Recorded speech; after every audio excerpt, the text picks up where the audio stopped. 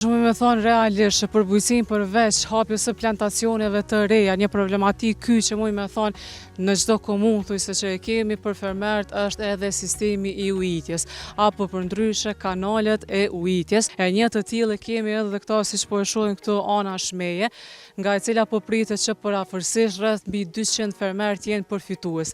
Sepse komuna Diçani sapo e ka implementuar një projekt të tillë. Duhet me qenë dikun rreth 200 fermerë të fshatit Tërzhniq që në forma të ndryshme e gravitojnë dhe i ujësin pronat e tyre bujqësore nga këto kanale. Këtë vit janë ndërtuar nga fillimi i fshatit atje e deri në përfundim dikun rreth 600 metra me kanal të ujitjes. Kuadër të këtij projekti do të ndërtohet edhe një kanal tjetër që e thirret kanali i Mlekut, do të jetë dikun rreth 2 kilometra i gjatë. Po që nuk mjafton me kaq, fshati Tërzhniq është fshat simbol i bujqësisë në Deçan, po dhe gjithandej Kosovës, numëron numrin më të madh të fermerëve që punojnë tokën, po dhe në gjitha kategoritë të tjera bujqësore.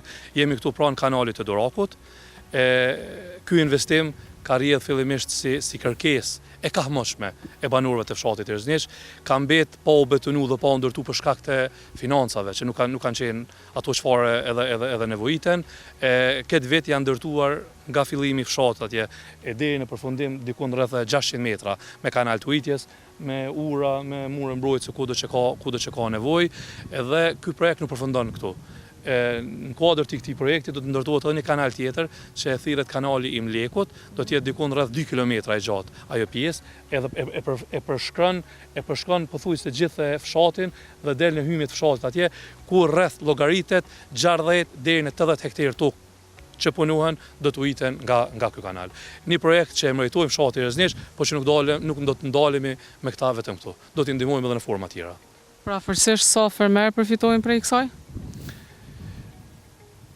Duhet me qenë dikun rreth 200 fermerë të fshatit Tërzhniq që në forma të ndryshme e gravitojnë dhe i ujësin pronat e tyre bujqësore nga këto kanale. A mendoni me vazhdu ndoshta këtë 4 vjeçare në ardhshëm rast se prapë e mendoj keni me pas mundësinë për me implementu këtë projekt, me vazhdu këtë vit kanalet edhe për fshatrat e tjera të komunës Diçanit? Më lejo të jem pak më i gjatë sa i përket kësaj pyetje.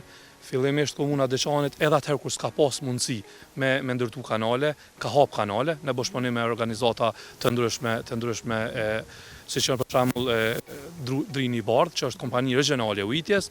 Ne kemi bashkëpunuar me ta dhe në ato mundësi tona i kemi hap kanalet të ujitjes dhe pendat e tyre akumuluese. Komuna Diçanit planifikon që për 3 vite të ardhshme të investoj rreth 1,5 milion në kanale të ujitjes.